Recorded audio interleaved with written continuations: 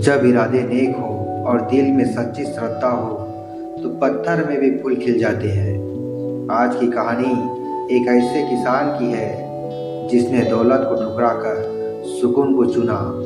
सुनिए लक्की के साथ एक खास कहानी और बदलिए अपना नजरिया। दुनिया झुकती है, बस झुकाने वाला चाहिए और किस्मत चमकती है।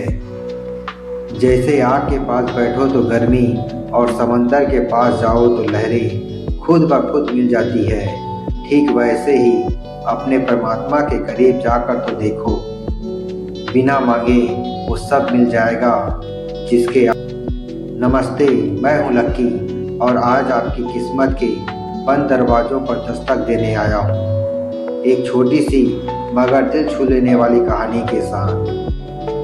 कहानी है एक गांव की, जहां एक पहुंचे हुए महात्मा आए थे। उनके दर्शन के लिए खुद राजा साहब। चारों तरफ मंत्रियों और सेना का पहर था। माहौल एकदम वीआईपी वाला था।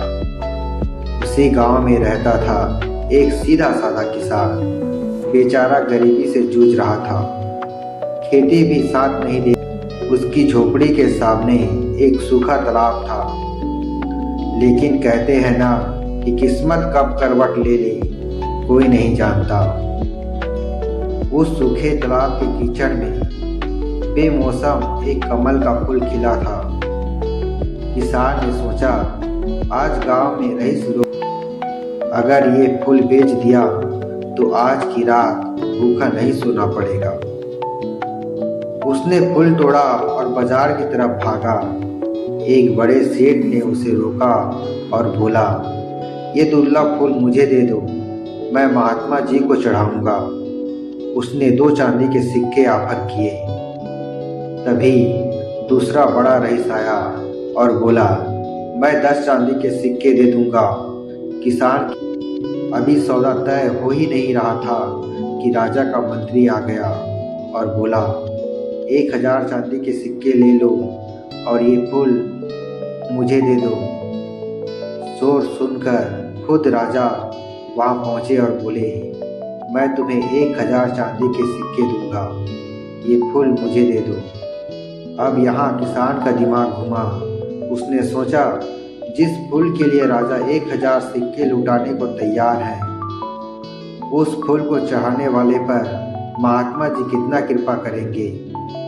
उसने 1000 चांदी के सिक्के यानी अपनी पूरी जिंदगी की कमाई को लात मार दी और बोला, महाराज ये फूल बिकाऊ नहीं है। वो सीधा महात्मा जी के पास गया, उनके चरणों में फूल रखा और फूट फूट कर रोने लगा। उसने एक शब्द नहीं कहा, बस उसकी आंखों से आंसू और वो फूल सब कुछ बयां कर रहे थे। महात्मा जी ने मुस्कुराकर उसे गले से लगा लिया और कहा, बेटे, ईश्वर को तुम्हारी दौलत नहीं, तुम्हारा भाव चाहिए।